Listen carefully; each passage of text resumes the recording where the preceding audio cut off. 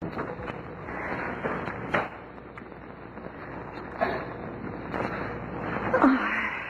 the second time that you've done that today. Well, third time's a charm.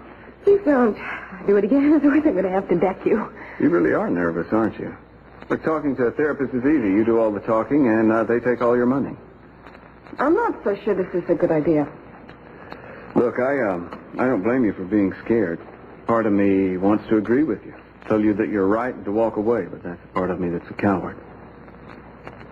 You're afraid of me having this session, aren't you? Well, sure I am. Why?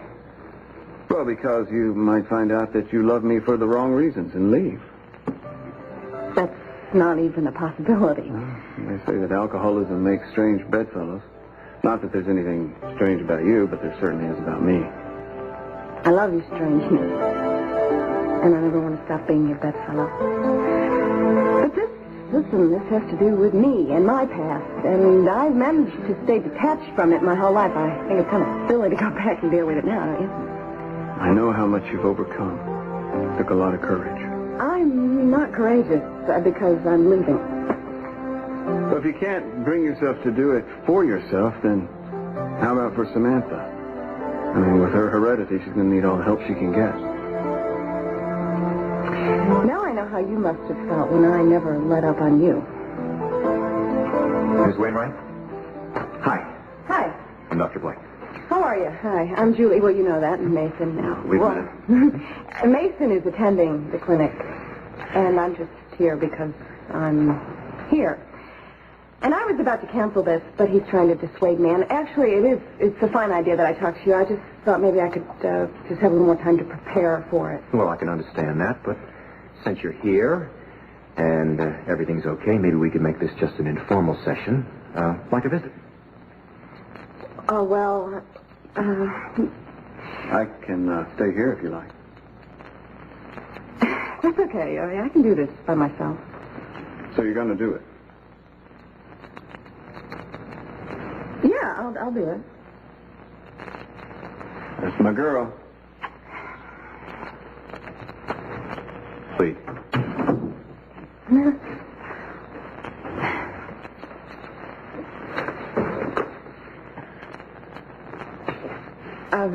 I've never done this before, so you're going to have to tell me what you need me to do.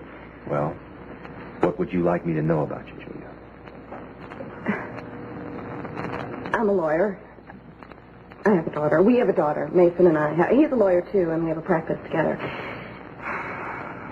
And my dad was a drunk, and I thought I could save him my whole life, but I couldn't. It must have made you feel very powerless. Powerless? Oh.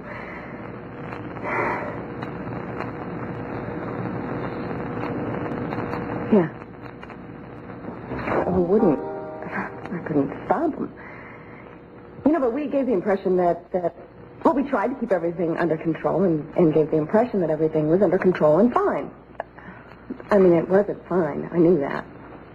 I knew that when I was 5 years old. But I thought if I could love him enough or be a good enough girl, he would stop. And I held on to that fantasy no matter how many episodes that we went through. Is there one particular episode that you remember? Do you mind if I get some water? No, not at all.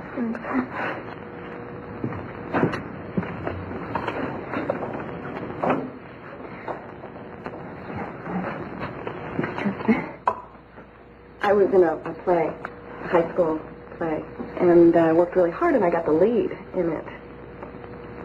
And I thought I was really good, and I wanted my dad to see it. So he promised me that he would come straight from work and meet my mother in the auditorium.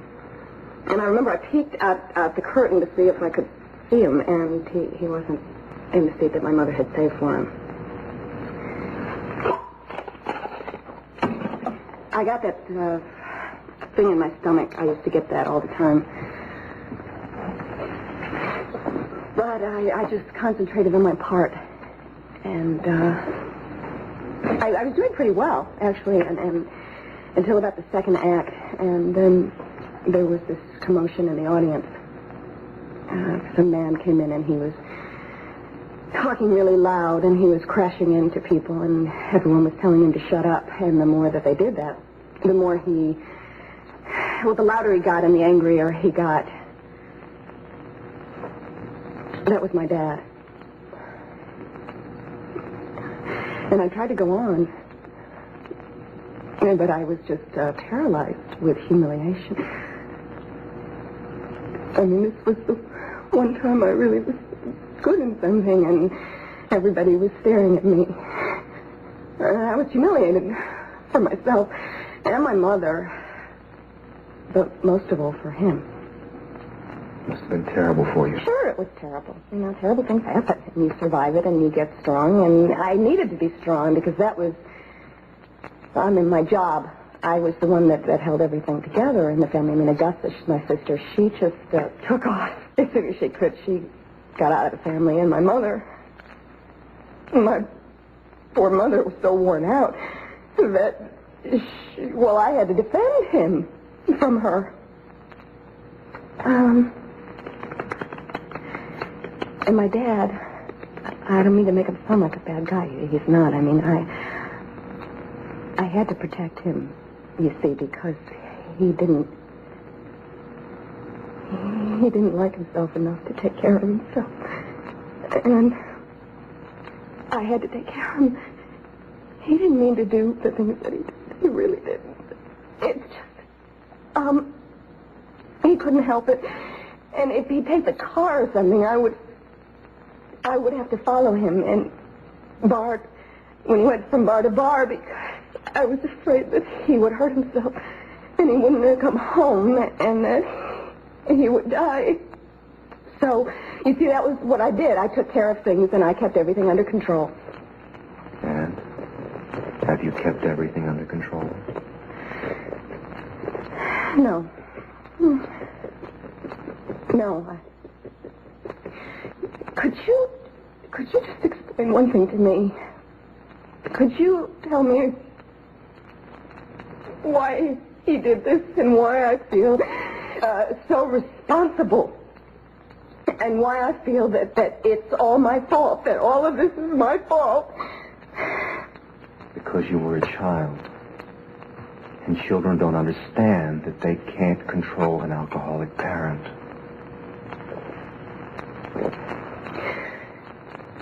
What about Mason? I mean, Mason, I'm an adult. He couldn't come to me because I was being so judgmental. And I don't think I ever really wanted to bring up the subject. I would avoid it like the plague, because I didn't want to deal with it. Have you ever been able to confront your father about his drinking? And no. What it did to you? No. Well, maybe that's the first step you should take. My father's dead, Doctor. But the pain's still alive. You might start by writing him a letter, even though he's gone. No, I don't really think that's a very good idea. Why not? Because it's over. It's something that happened before, and I don't know that I could handle it. What are you afraid will happen?